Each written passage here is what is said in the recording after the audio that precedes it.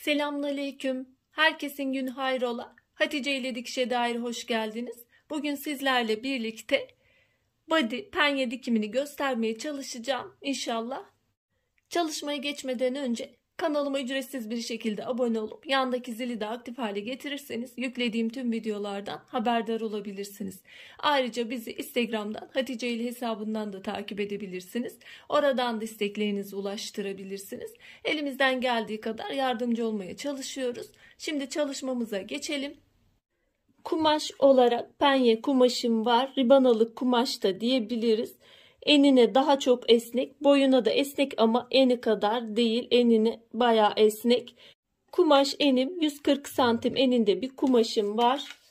Ne kadar kumaş alabiliriz? Genellikle böyle sorular çok geliyor.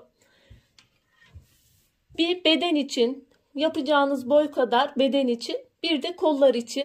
Yaklaşık olarak body penyeleri için 130 santim ile 150 santim arasında kumaş gitmektedir. Yapacağınız çalışmanın boyuna da biraz bağlı. Bizim almamız gereken kumaş beden için bir boy, kollar için de bir boy kumaş alacağız.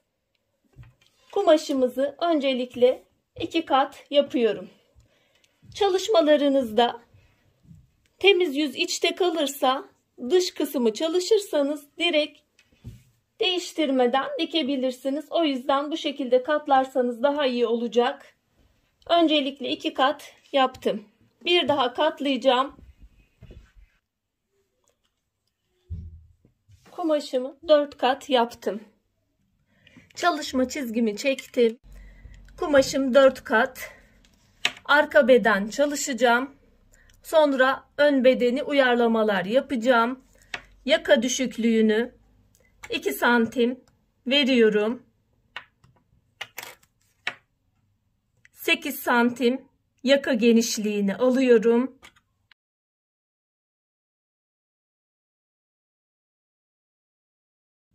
Esnek kumaş olduğu için omuzu 11 değil de 10 alıyorum. 4 santimde omuz düşüklüğü veriyorum.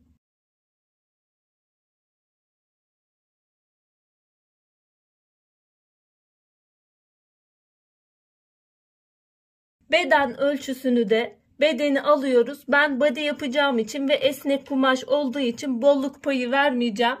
Göğüs ölçüsünü baz alıyoruz. Beden ölçüsünde göğsü 90 aldım. 4'e böldüm 22,5. Benim ölçüm burada 22,5. Şu şekilde. Göğüs düşüklüğünü, beden düşüklüğünü de standart olarak 24. Bunu da kendi bedeninize göre de omuz başlangıcından göğsün ucuna kadar olan kısmı ölçüp alabilirsiniz. 24 olarak aldım. Bedenim benim 22,5'tu. Sadece dikiş payı bırakacağım. Bolluk payı vermiyorum. Çalıştığınız kumaşa göre de hareket edebilirsiniz.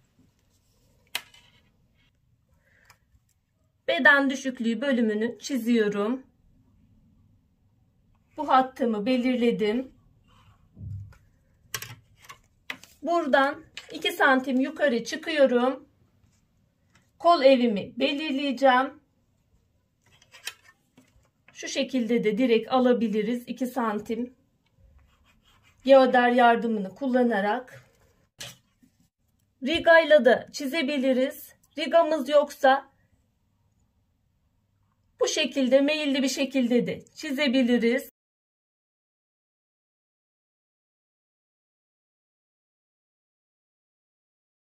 Kol evini de çizdik. Omuzdan bele kadar olan kısım ortalama olarak 41-42. Ben 41 alıyorum. Bu hattı da kapatıyorum.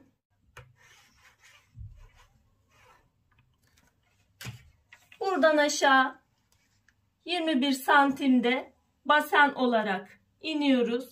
Bu yapacağınız boya göre uzun boy yaparsanız bu şekilde alabilirsiniz. Kısa yapacaksanız basen ölçüsünü baz almaya gerek yok. Ben şöyle çiziyorum.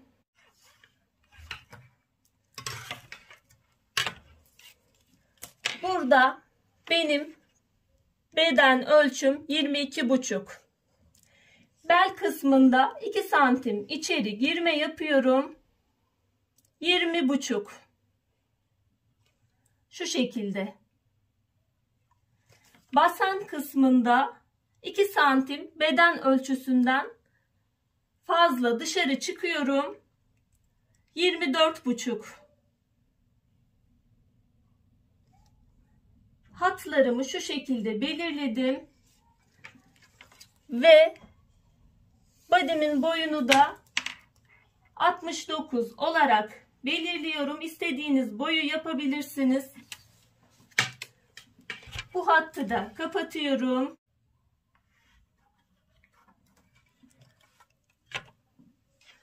Buradan ister rigayla yapın, bele doğru bir girme yapıyoruz. Belden aşağı basene doğru çıkma yapıyoruz. Basenden aşağıda hafif bir meyilli, düz bir şekilde, çok meyilli değil, normal bir şekilde iniyoruz. Ölçü alma şeklimiz bu şekilde. Bir dikiş payı bırakarak kesiyorum.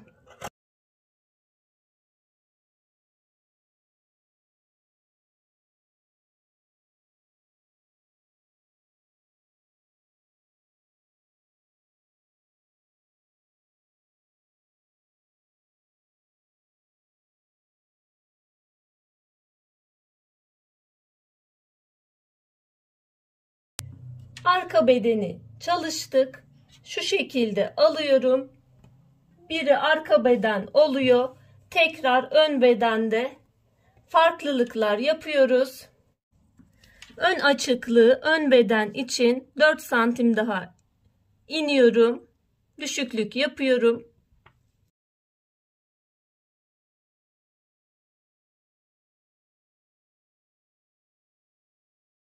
Omuz bölümünde 1 santim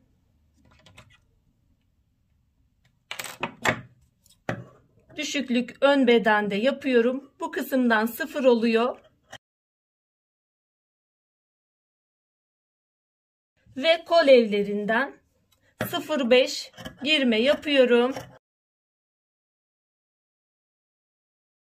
Şimdi kol kesimini geçeceğiz.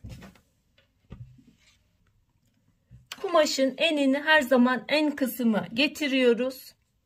Daha esnek olan tarafı en kısma geliyor. Öncelikle kumaşımı 2 kat yapıyorum.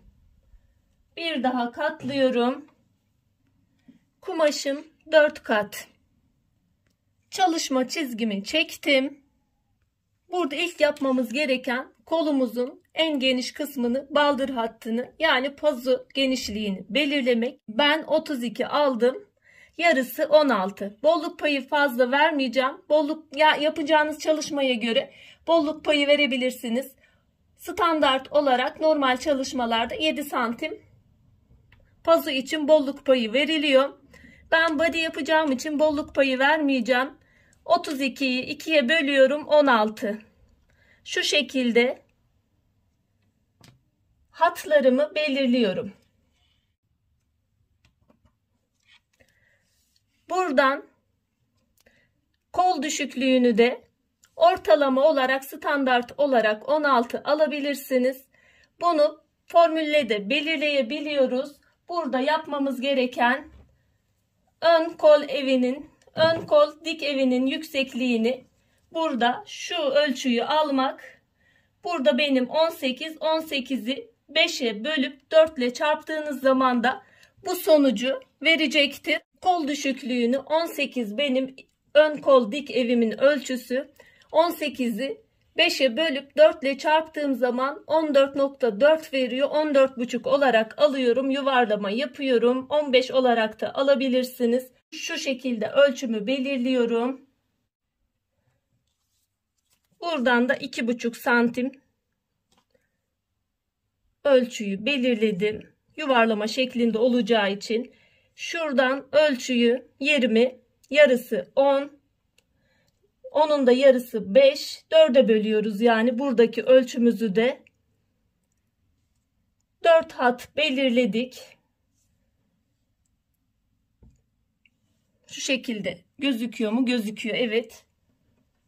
İsterseniz şu şekilde çizeyim. Buradaki çizgimizi 4'e böldük. Buradan şu şekilde geliyorum. Bunu rigayla da yapabilirsiniz. Eğer riganız yoksa burada şöyle rigayla da göstereyim. Riganın dışıyla, yani bu şekilde çizdiğim gibi çiziyoruz. Bu tarafta ise riganın içini kullanarak şu şekilde bir çizgi elde etmiş oluyoruz. Ben rigası olmayan arkadaşlar için bu şekilde çizdim.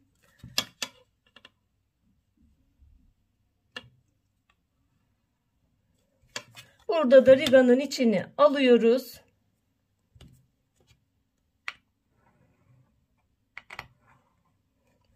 Belirlemiş oluyoruz.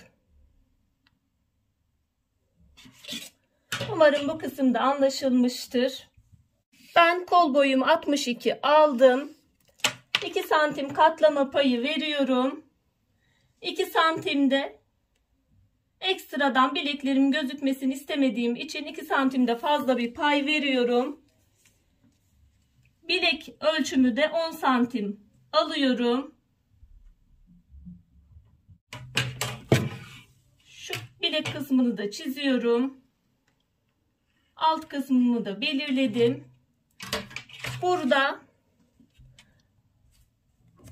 baldır hattını belirlemiştik. Şu kısımdı. 16 santimdi. Oradan bileğe doğru düz bir şekilde düz cetvelimi kullanarak çiziyorum.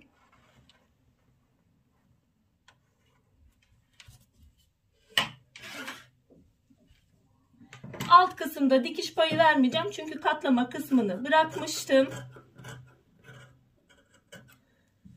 Yan kenarlarda dikiş payı bırakarak kesiyorum. Bolluk payı vermedim yalnız body yaptığım için. Siz penye dikimi yapacaksanız bolluk payını da verin.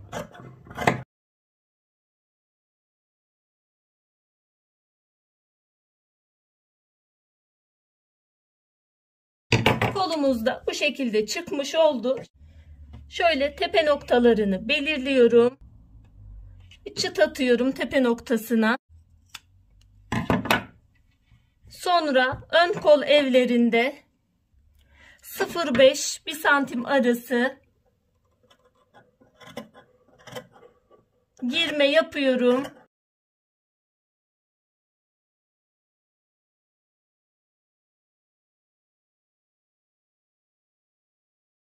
Kesimi bundan ibaret. Tamamladıktan sonra dikim aşamalarına geçiyoruz. Dikim aşamaları da temiz yüzler birbirine bakacak şekilde yerleştiriyorum.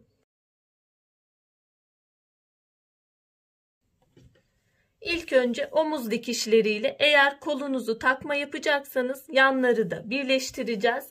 Ben burada takma kol yapacağım. O yüzden kenarları da birleştireceğim. Ayrıca şunu da belirtmek istiyorum. Kesimde bu kısmı unutmuştum. Şuradan dikişli kısımların sarkmaması için ortaya doğru bir düzeltme yapacağım.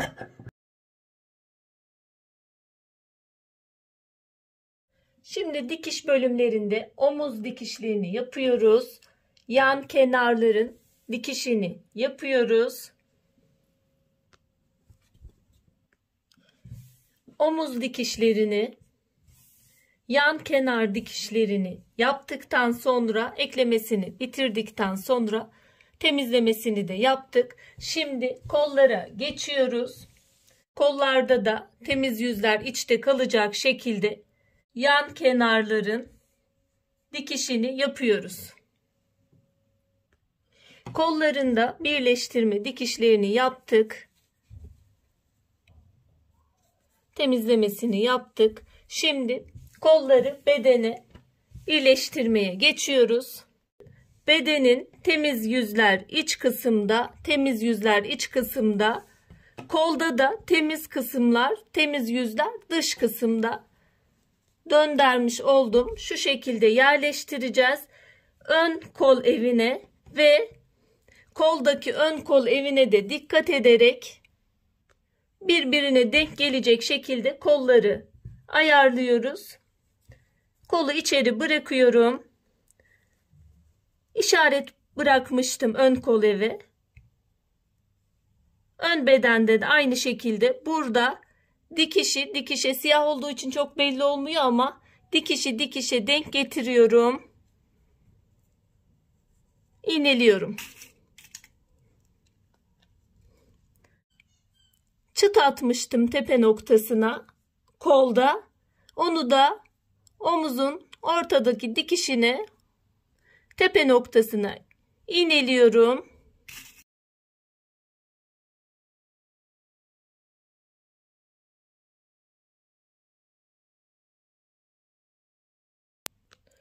Kol bölümlerini de dikiyoruz. Kol eklemelerini de bitirdik. Siyah da pek gözükmüyor ama kol eklemelerini bitirdim. Siyah kumaşta da çizim aşaması güzel gözüküyor. Çeviriyorum. Ütülenmiş olacak. Eklemelerini bitirdik. Şimdi etek ucuna, kol ucuna, katlamalarına geçeceğiz. Etek ucunu ve kol ucunu overlock çekip tek bir kere de katlayabilirsiniz. Çift iğne yöntemiyle de dikebilirsiniz. O şekilde dikimlerim de var. Overlock çekip temizlemesini yapıyorum. Tek bir şekilde katlayacağım ve makinede dikeceğiz. 2 santimden kol ucu ve etek ucu katlamalarını yapıyorum. 2 santim alıyorum. Bu şekilde dikiyorum.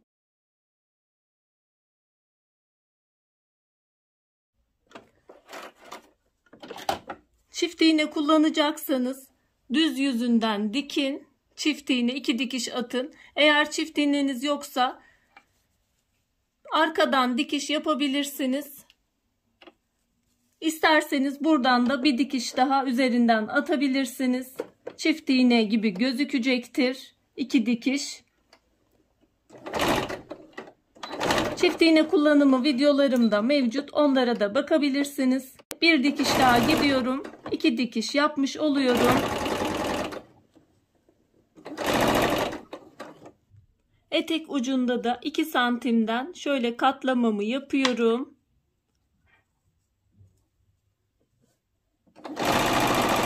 Dikişimi yapıyorum. Eğer çift iğne kullanacaksanız düz taraftan dikin. Daha önce de ifade ettiğim gibi o şekilde dikimlerim var. Eğer böyle makinede çift iğne değil de normal dikiş iğnesiyle dikecekseniz o zaman da 2 dikiş de atabilirsiniz. Tek dikişli de bırakabilirsiniz. Buradan dikiyorum. Arkadan tek bir dikiş daha atacağım. Çift dikiş olmuş olacak.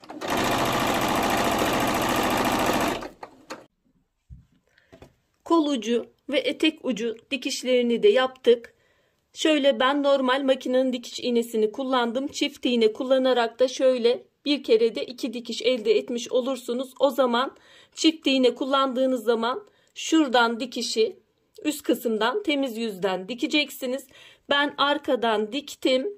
İkinci dikişi de paralel olarak diğer dikişe paralel tekrar bir dikiş daha yaptım. Bu şekilde de yapabilirsiniz. Kolda da keza öyle. Siyah olduğu için çok net belli olmuyor ama şimdi yakasına geçmiş olacağız.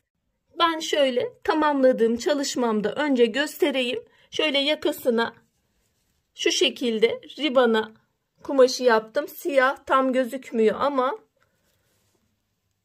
şu şekilde ribananın genişliğini isteğinize göre değiştirebilirsiniz. Ben şu şekilde ribanımın bitmiş haliyle 4 santim şeklinde 4,5 santim kumaşı alıp 4 santim overlock dikişi yapacaksanız yarım santim dikiş payı yeterli oluyor. Makinede dikecekseniz 1 santim dikiş payı bırakmanız gerekiyor. Ben kumaş eni olarak 9 santim olarak aldım. Şöyle ikiye katlayacağım. yarım santim ovarlığa gidecek. 4 santim şeklinde kalacak. Diğerinde yaptığım gibi aynı şekilde bırakacağım. Burada yaka ölçüsünü nasıl alabiliriz? Ona bakacağız. Bunun formülleri var ama en basit şekliyle ben anlatmaya çalışacağım. Bu şekilde yapmamın nedeni de her kumaşın esnekliği bir olmuyor. Esnekliğine göre de hareket ediyorum kumaşta. Şu şekilde şöyle dikişten yakayı alıyorum. Şu şekilde tutarak ribanalık kumaşımı çektiriyorum. Yaka bölümünü çektirmiyorum. Olduğu gibi sabit bir şekilde bırakıyorum. Ribanalık kumaşımı çektiriyorum. Bunu bu şekilde yapmamın nedeni de yakayı toplaması gerekiyor. Aynı şekilde aynı ölçüde çektirirsek o zaman yaka geniş, toplanmamış bir şekilde olacak. Şu şekilde çektiriyorum. Kumaşa göre çektiriyorum. Kumaş esnekse daha fazla çektirebilirim. Kumaş esnek değilse o zaman fazla çektirmiyorum. Çünkü rahat bir şekilde giyilebilmesi için esnemesi gerekiyor.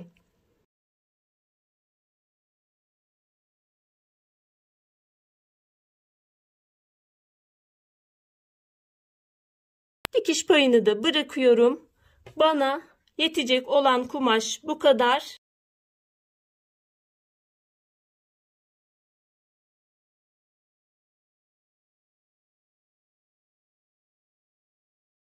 Burada ilk yapmamız gereken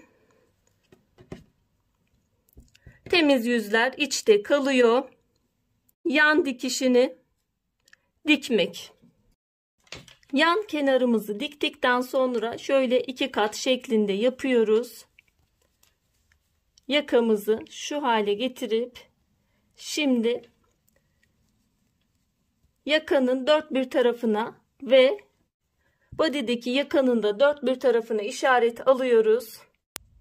Dört bir kenarından işaret alıyorum. Bunu yapmamın nedeni de ribanalık kumaşını kısa tuttuğumuz için çektirdiğimiz zaman eşit bir şekilde dağılması için bu işlemi yapıyoruz. Yakada da aynı işaretleri alıyorum.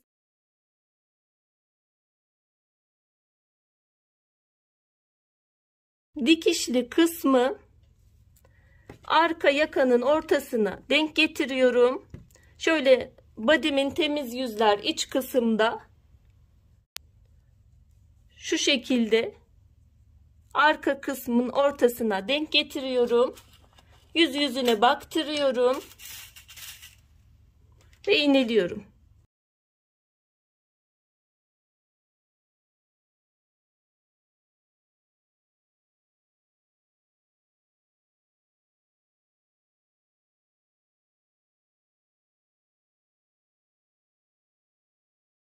İğneledikten sonra şöyle farkı görüyorsunuz.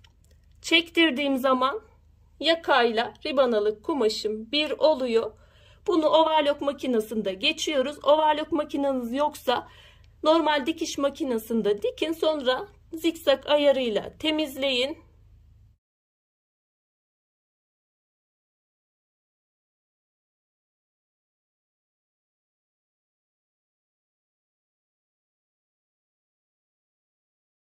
Overlock dikişini eklememizi yaptıktan sonra baskı 2 milimden baskı dikişi uygulayacağız. Burada da yaptığım gibi isterseniz bu şekilde de bırakabilirsiniz. Baskı dikişlerini, dikiş adım uzunluğunu yükseltiyoruz. Seyrek bir dikiş yapmış oluyor. 3,5'a aldım. Şu şekilde bu kalan kısım alta bakıyor. Şöyle yerleştiriyorum. Fazlalık bıraktığımız kısmı yakanın altına doğru baktırın.